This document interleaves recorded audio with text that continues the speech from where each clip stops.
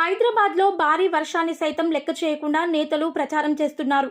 అంబర్పేటలో KTR road show సందర్భంగా మంగళవారం శ్రేణులు తరలివచ్చాయి. సాయంత్రం ఒక్కసారిగా భారీ వర్షం కురిసింది. వర్షంలోనూ బీఆర్ఎస్ మహిళా నేతలు డాన్స్ చేశారు.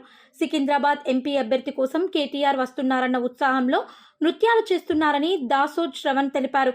ఈ వీడియో నెట్టింట్లో వైరల్గా మారింది.